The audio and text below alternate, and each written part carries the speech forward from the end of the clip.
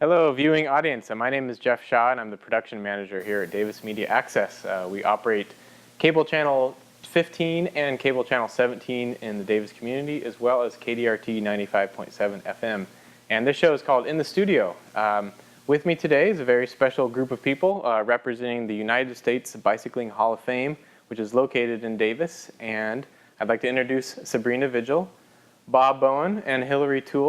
They've agreed to come down here. Thank you all for coming down to represent the United States Bicycling Hall of Fame to talk about some upcoming events, some past, how the Bicycling Hall of Fame came to be in Davis, and anything else we might want to talk about. So we're just going to jump right in.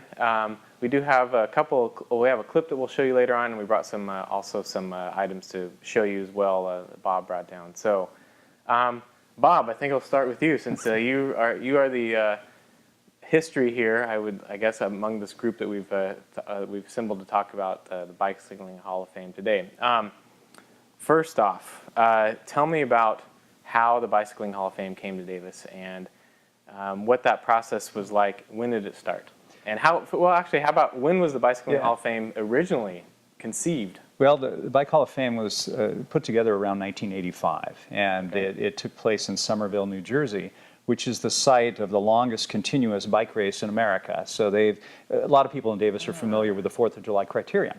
So they've had a similar kind of a ride back in Somerville, New Jersey. And it's one of the oldest? It's one of the oldest continuous bike, and I think it's over 75 years old. No way. And so everybody who was an up-and-comer or a nationally ranked racer would go out to Somerville and do the tour of Somerville on Memorial Weekend. And so they started thinking about, well, how are we going to keep the history of American cycling? And so a great racer in the 30s and the 40s and a coach to many, a guy by the name of Pop Kugler, had a bike shop in Somerville. And so they started hanging around this bike shop and said, let's start putting together some memorabilia. And so he was the first inductee.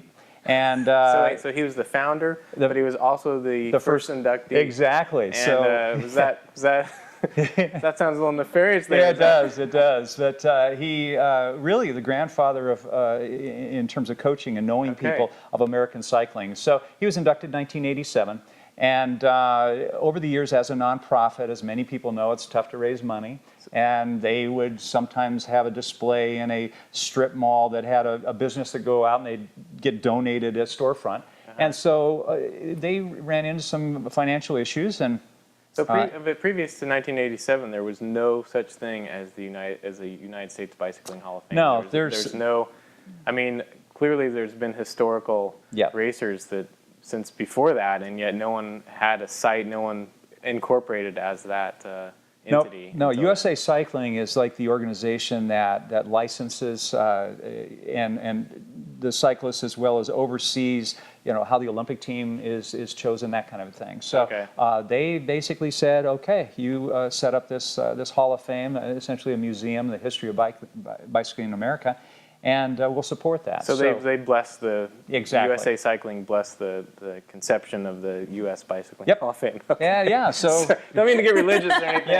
No, they said it's the official Hall of Fame. I'm glad. And so that was going on, and then in about 2007, we in Davis, in general, people at the university and the city and in the bicycling community heard that they had some challenges and issues. They had always hoped to build a standalone museum and a velodrome, that kind of a thing. Never came about. And so a gang of 6 of us went out there in 2007 and went to take a look to Somerville, New Jersey. And 2 people from the city, 3 from the university, and 1 from the bike community and the advisory commission in the city. And we expressed our interest in saying, let's talk to them, because we were starting to create a collection, the California Bike Museum at the time. So we were going to, with a collection of some of the pictures I brought, university 10 years prior had purchased this collection of 75 pre-1900 velocipedes. Old bikes. Okay. And you brought maybe Hilary can hold up a picture. Just I want to make sure that we get to talking about the week and everything, but since you mentioned it, let's mention some of the collection that was already here. Yeah, so this is a high wheeler. This particular bike was made in the 1880s in England, and it's one of 75 bikes that we have. This one is, and all of these are part of the collection. It's the Pierce Miller collection that makes up most of the museum. And so that collection was already in Davis? Yes, it was at the university. Okay. So we have a high wheeler there. This is called a sociable. Basically where two people could ride. It's a tandem, three-wheeler, all kinds of gears and cranks and such, but it just kind of shows some of the engineering over the years in the 1800s of creating this new thing called a bicycle that was only invented. This is one of the first bikes that was ever made. Some people think one of the first bikes from 1816, where they took essentially carriage wheels and then hammered a frame together. And early ones didn't even have pedals, and they put a little bell on there so the cattle. That's a nice touch, the bell. Yeah, yeah. So the ones without pedals were called swift walkers because you'd sit there and you'd kind of run along and push yourself along. Right. So then you talked to the board out at Somerville, or you talked to the Bike Hall of Fame out there, telling them that this collection existed in Davis already. Exactly. And if they're having some issues, maybe come out and join us. And then that started a whole process in 2008 of putting out a request. There were about 15 cities that said, oh, we'd be interested. And what can you do for us, back and forth. And we actually conducted in 2008, the first induction in Davis, kind of on spec, to say, hey, we'll show you how we can do this party. Maybe you'd consider coming out permanently. I see. So the first induction ceremony was it's a competitive process that you had to go through to compete with other cities to actually get this. And how does it complement Davis? I mean, for those of us who work and ride around Davis, it seems like a no-brainer. But was it a tough sell to people who aren't familiar with Davis, or in your opinion? It always comes down to the money. But the city, as a self-proclaimed bike-friendly city, and we're also acknowledged by the League of American Cyclists as the most bike-friendly city in America, first one to be platinum level. We've been joined by other cities since. But it's kind of part of our city makeup, in that we're health conscious. It's kind of a pedestrian and bike scale. We have 11 square miles of Davis and 100 miles of designated bikeways. So why not give it a shot and see if we can do this? So after beating out these other cities and offering what had been a teen center that the city had developed, and we gave some resources to the teen programs to move them back to the schools where the kids, they see them more often. And that building at 3rd and B Street was designated, if you come, we'll be able to use that, and the city will underwrite that and let you use that for the Hall of Fame and museum. All right. And we opened it there in April of 2010. And with the idea that this will be a visitor attraction, and it will celebrate cycling, and like the induction, we have people from all over the country several times a year come to Davis and celebrate cycling, whether it's inducting people into the Hall of Fame or having rides or having other events that we'll talk about later. All right. So, and if people can go down to the Bike Hall of Fame, and they go in, who are they going to see? Sabrina's down there. You've been hired since just August 1st of this year. Yes, that's correct. Before you, there was another employee, and I believe she was there for a couple of years as well. And so if they go down to the Hall of Fame, is it open is it open to the public? It is open to the public. It's open pretty much when Farmers Market is open. Okay. So when you'd be at Central Park anyway, which is Wednesday 4 to 8 and Saturday from 10 to 2. And so is the collection, are the items just from Hall of Fame inductees, or is it also, can people see the bikes that we just showed, or like what's down there that people can see? Well, there's 3 floors, which a lot of people don't know. We have 3 floors, and the basement is sort of the California Bicycle Museum. So that's the older bikes, and it's essentially the history of the development of the bicycle, from the bikes that had no pedals that you walked on to the carbon fiber bikes that we know today. So the carbon fiber bikes are all upstairs, and There's some downstairs to just show the transformation. Oh, I see. The main floor is a rotating display, and then the top floor has the Hall of Fame plaques and memorabilia from people who've been inducted into the Hall of Fame. And videos. And videos, that's yes, correct. Exactly, and we help produce some of those videos, actually. So How does it work? Is the public goes down there now, and are there volunteers that are staffing the place, or is it primarily yourself, or how's it currently? What are the logistics right now? Currently, we have a really great group of volunteers who come and they know a wealth of bicycle information, cycling information, and they can answer questions and that kind of stuff. And then we recruit interns from UC Davis to help gain experience, either as an operations intern, social media, PR interns, that kind of stuff. And they take turns operating what we call like the gift shop, because you can buy merchandise. Oh, excellent. So people can go down and support. Is it a donation entrance fee, or how does that work? Entrance fee is very minimal. It's very small compared to the things that you get to experience there, but there is a small fee to go in. Okay. $3 for students, $5 regular. Okay. Students and seniors. Yes.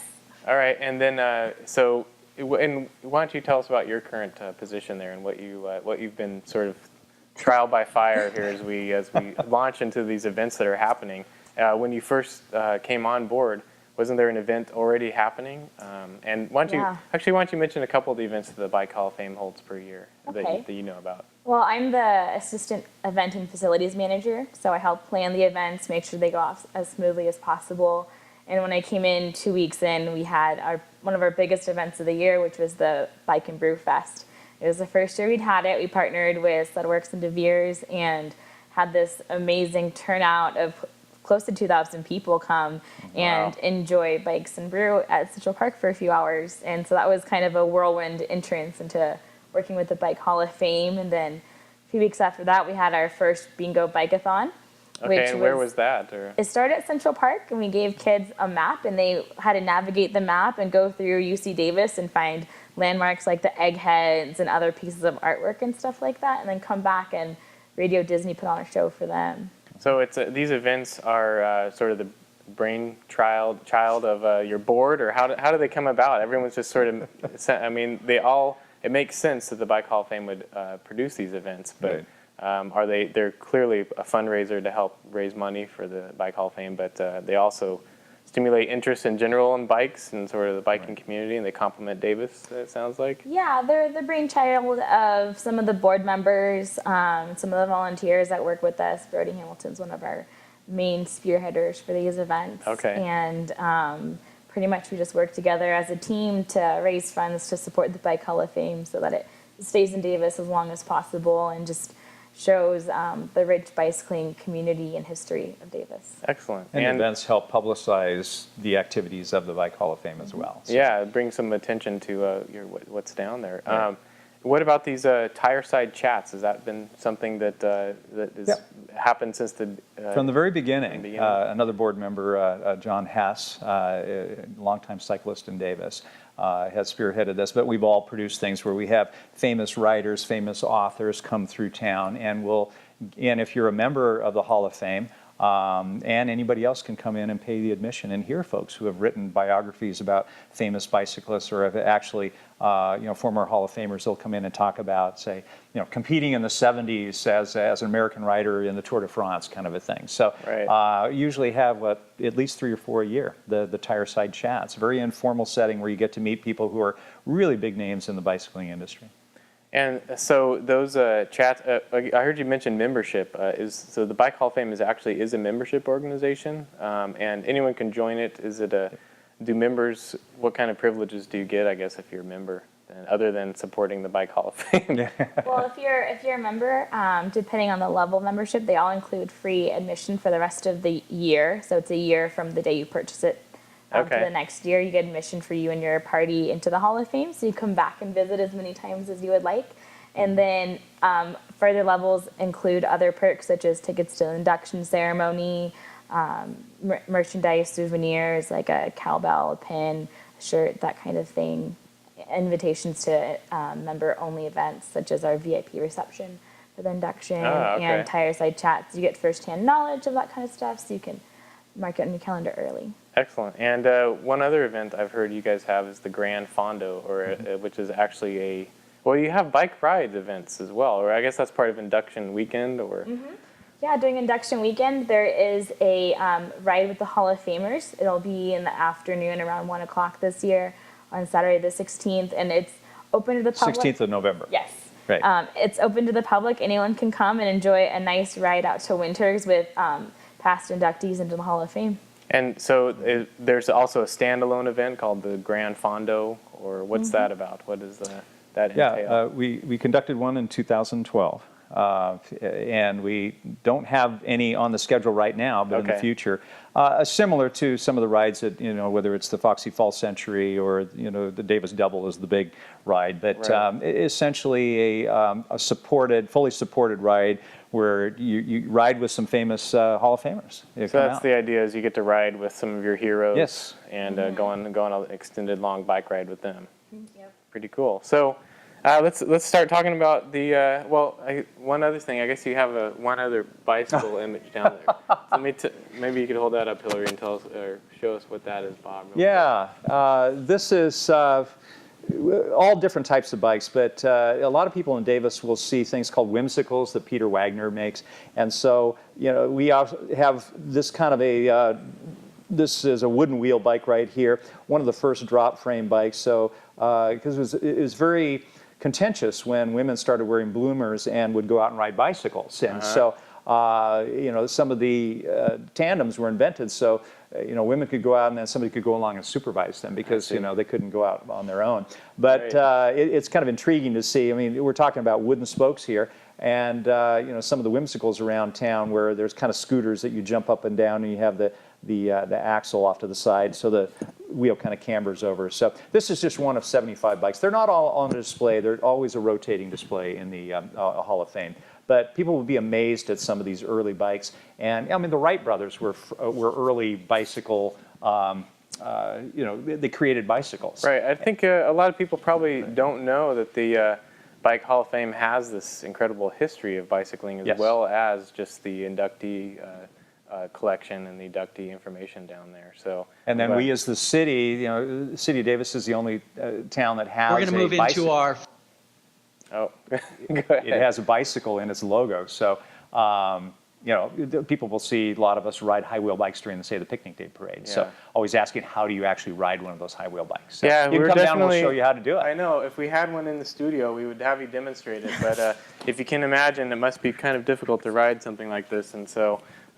Someday, you should sell tickets perhaps and have a how-to ride one of these. How to get on it, and more importantly, how to get off safely. Of course, this is the City of Davis logo as well. So that's right. That's right. Everyone in Davis should be required to ride one of these. You can get a picture on one if you come down to the Bike Hall of Fame. We have a replica that you can get on and take a picture. So you can come by and get a picture at least looking like you're riding one. Excellent. So every kid down there, every kid watching who wants to hop on one of these, there's a replica that's perfectly safe. Yeah, it's on a stand and you can have your photo taken. Excellent. So we're going to show you a clip from the induction, the 2012 United States Bicycling Hall of Fame induction ceremony. And it's a couple minutes long, but after that we're going to talk a little bit about this year's induction ceremony. So why don't we, this clip will just give you a sense of what the evening's like and what the surroundings look like. And I believe Todd Gugolski was the MC last year, and he's just introducing one of the inductees from 2012. So let's take a look. Final two inductees this evening, and it's hard to describe how much fun it is for me to be up here to talk about riders that I knew of when I was racing, but I didn't directly compete against, and also to bring up to the stage people that preceded me, like Rob Parsons, who was really somebody who shaped our sport in many ways, and listening to his stories, and finally tonight, somebody who has really impacted the technology of this sport and whose contributions have really contributed to many things that I have used as a racer and continue to use as a cyclist now. But this next person is the off-road competitor inductee for this year's class of 2012. And she's an incredible rider, an incredible human being, and she won America's first Olympic mountain bike medal at the Atlanta Games in 1996. So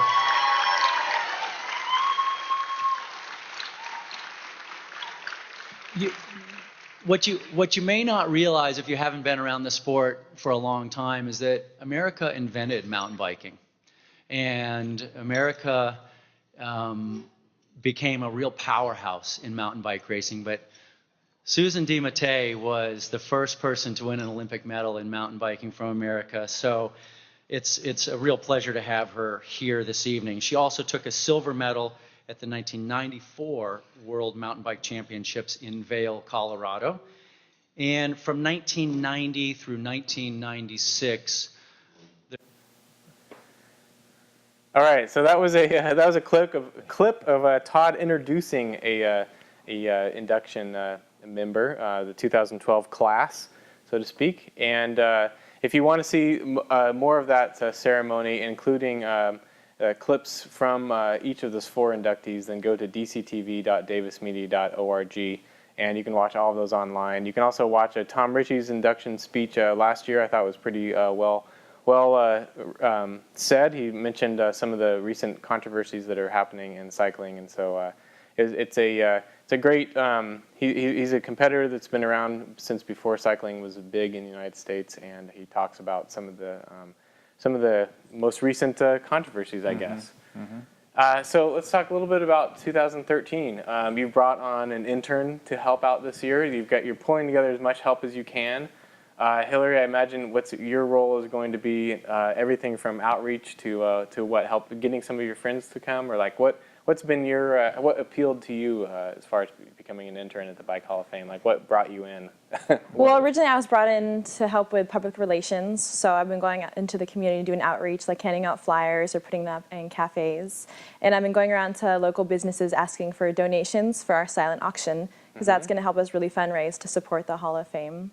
Excellent. And so, are you a bicyclist yourself, or what appealed to you? I actually just started bicycling this summer. I'm not very good yet. I really like it though. Like you feel really free when you ride bikes. Like I ride motorcycles, but I've never ridden a bicycle.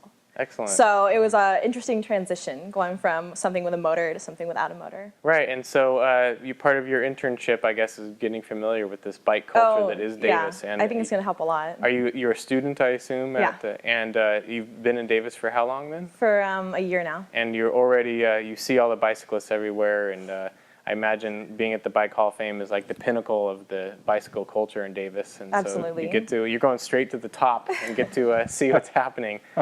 Excellent. And so you're going to be helping with outreach and also with the auction. So why don't we talk about what happens the night of the induction ceremony? So this is like a crowning event for the class of 2013. Everyone, the class comes here. Some of them, of course, aren't around. This year, I think they're all around. Why don't you tell me who is being inducted this year, actually? So this year we have Vince Muncy. He's the contributor to the sport, and he's coming out from New Jersey. Doris Trevani Mulligan is our inductee for the veteran road competitor, and she's coming out from Michigan. And then we have Mike King, who is our off-road competitor, which covers mountain biking, BMX, and cyclocross, and he's coming up from San Diego. And then we have Beth Hayden-Reed, who is our modern-day road competitor, and she's coming up from Palo Alto.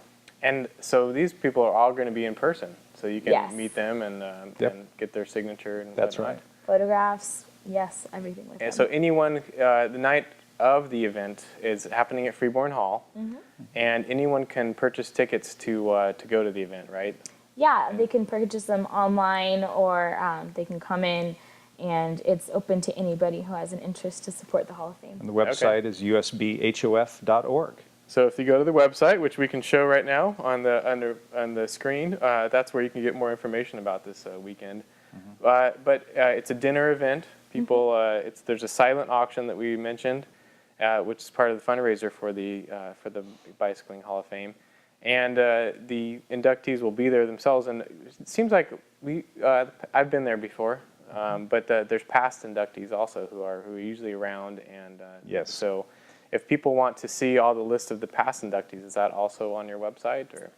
They can see who the past inductees, Okay. but not necessarily who is attending this year's event. Right. Sometimes we don't know until last minute, but several prominent inductees have already purchased tickets to come to the event. So we're expecting a good crowd. And when you're there, you run into former Olympians, former world champions, people who invented parts of the bicycle industry, people who produced amazing bike events. So it's really, in person, you meet a real cross-section of the history of American bicycling. Right, and not to be morose or anything, but some of these people are getting up there in age as far as the history of bicycling is concerned, especially in California.